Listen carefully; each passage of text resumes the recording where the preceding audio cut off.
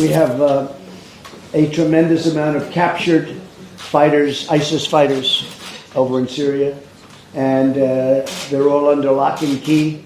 But many are from France, many are from Germany, many are from UK. They're mostly from Europe. Would you like some nice ISIS fighters? Look, I could give them to you. Yeah, Trump just isn't just saying that in theory when he was asked about France. He's saying that to the president of France, who, I don't know if that clip showed it yet, he's sitting right there, right next to him. And this was his response. You can take everyone you want. Let's be serious. The very large number of fighters you have on the ground are ISIS fighters coming from Syria, from Iraq, and the region. It is true that you have foreign fighters coming from Europe, but this is a tiny minority of the overall problem we have in the region. And I think number one priority, because it's not yet finished, is to get rid of ISIS. Okay, whatever, that's a fine response. I get he was probably taken off guard, but the better thing to say would be, so Trump, why are there ISIS fighters that need to be given to European countries, which is insanely overly simplistic and would not be how things work?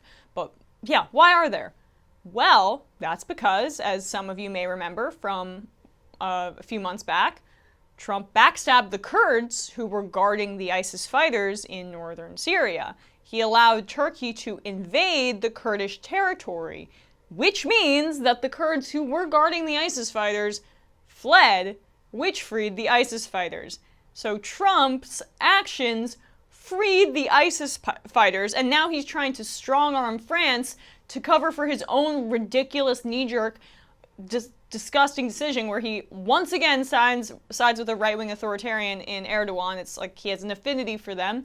And yeah, so it's just, that's ridiculous. And that wasn't the only thing that contributed to the tenseness of the entire weird exchange between Macron and Trump. A day before the meeting, the Trump administration announced it was prepared to impose 100% tariffs on wine and other products from France in response to complaints about a French tax that has hit U.S. technology companies. A myriad of disagreements between the two leaders played out in public over the course of the 40-minute meeting, which came hours after Trump called Macron's comments critical of NATO insulting.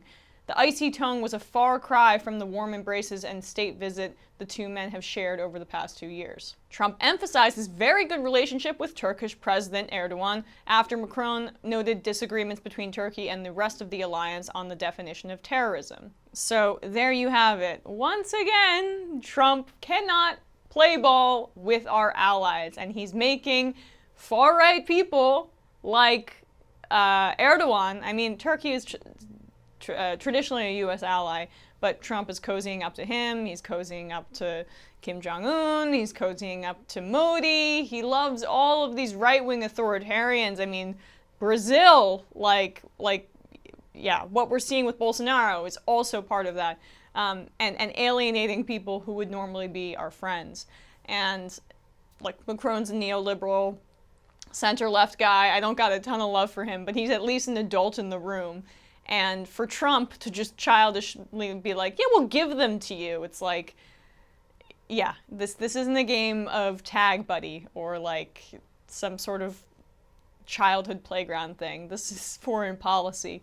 And per usual, Trump is the child in the room.